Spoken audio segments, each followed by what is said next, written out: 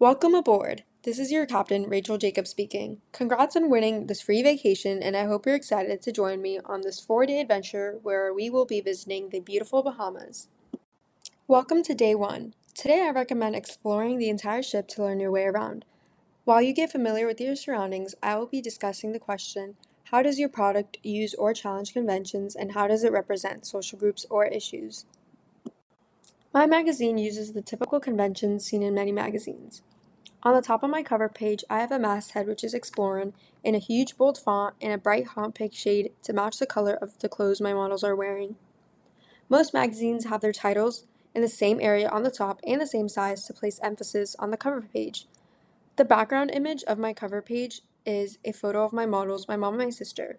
I decided to utilize a mid shot when taking this photo because even though the center of my image is my models, I wanted to highlight the background, which is a tropical location, to let my audiences know that this is a travel magazine. I also have a slogan, "Where will your next adventure be?" to intrigue my audience to pick up and explore the rest of my magazine.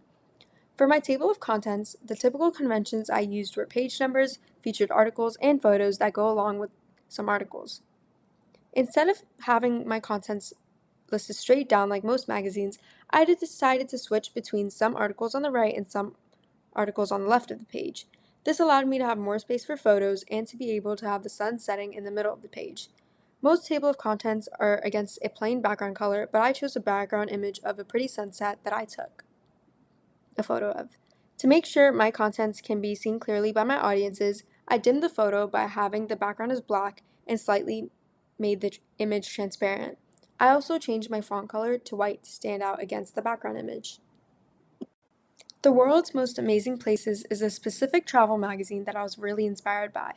The aspect that caught my eye first on this cover page is the bold yellow font on the masthead. This is what inspired me to make my masthead bold using a hot pink font, as I wanted to grab the attention of my audiences just like how this magazine did. These table of contents also inspired me to attach photos that relate to my articles on my table of contents to give my audiences an insight on what to expect before they read those pages. These examples of travel magazines' cover pages show how many use a photo of a beach or a destination as their background image, but I decided to challenge this convention. Using a photo of a beach is generic and something people have already seen before. I decided to include a photo of my sister and mom, as this is unique to me and not a photo anybody else would have or seen already. In the rough draft stages of my magazine, I did have a beach photo as my cover page's background, but I just changed it due to the reason of this being very basic. Another convention I challenged was including my cover lines on the bottom. As seen in these examples of travel magazines, the cover lines are featured on the left and right sides of the pages. I decided to have my cover lines on the bottom instead because I did not want my cover page to look cluttered or hectic, but instead to be calm and clean. I wanted to have the middle bare, so my main image is on display. I also wanted to ensure that my audiences can see the tropical destination background, so I did not want any text in the way of that, so I have my cover lines on the bottom of my cover page. I also strayed away from the expected blue color scheme of travel magazines, or sometimes red as seen in these examples. In the early stages of crafting my magazine, I was planning on to have a blue color scheme, but I then decided that using hot pink would make my magazine more intriguing to audiences, as bright hot pink is not expected in standard travel magazines. These are typical conventions I used in my article pages. I use typography to help guide my audience as they read. For my titles, I used a large bold font, and for the content of my articles, I used a small, cleaner font to ensure my audiences can read with no difficulty. Whitespace was significant in formatting the outline of my pages, as without it, my magazine would look messy and disorganized. I also have a continuing color scheme of pink to match the font color of my masthead on my cover page. I believe that this adds a sense of continuity and overall makes my magazine look more professional and put together. Moving on, there are two social groups that my magazine represents. First, my magazine is for people who have a passion for travel.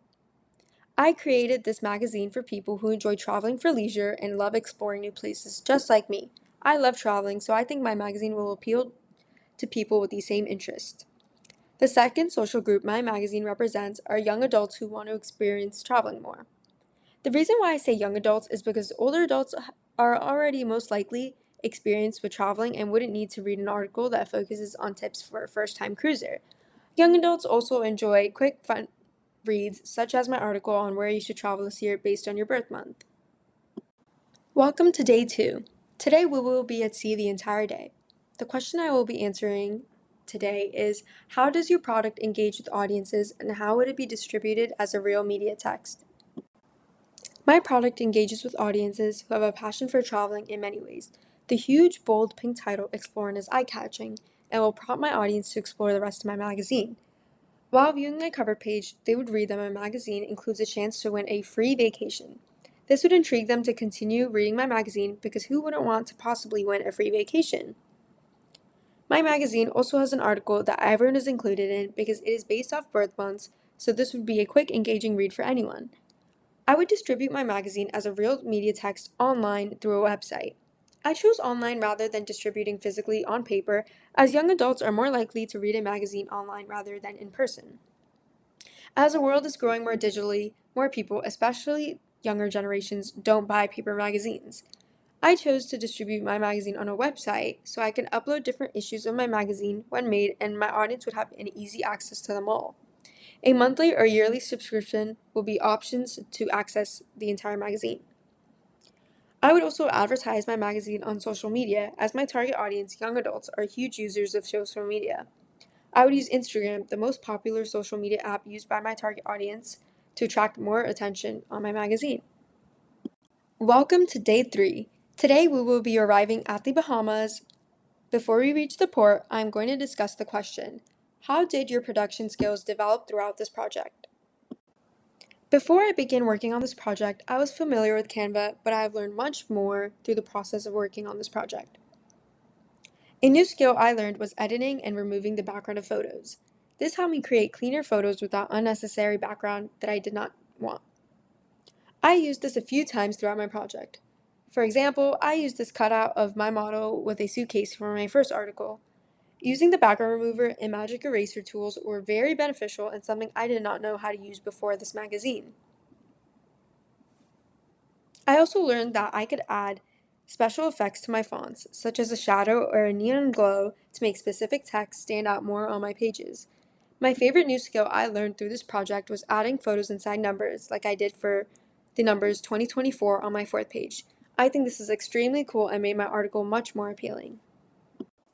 Welcome to day 4. Sadly, today is the last day of our cruise, but we will make the most of our time by attending the Goodbye Silent Disco Party. Before we go, let me answer the final question. How did you integrate technologies, software, hardware, and online in this project? Like I said earlier, I used Canva, a graphic design software, to create my entire magazine and my CCR. This is the most important technology I used in my project, as Canva is what gave me the many fonts and editing tools. I am so grateful that my school provides Canva Pro, which allows me to access special features such as the background remover tool. I also utilize my phone camera, which is hardware. This was the device I used to take all the photos I have in my magazine. These are some examples of the photos I took using my phone camera. I am very appreciative for having a phone, as photos are a very significant aspect of my magazine. I also use the internet to research for inspiration in the brainstorming stages of my project. The internet helped me with planning ideas for my featured articles. I also used Blogger, a free online website, to upload my entire working process of this project. I was able to include all my revisions and thoughts throughout the process and be able to look back at this journey of building my magazine. Thank you so much for joining me on this wonderful adventure, and I hope you enjoy and love exploring as much as I do.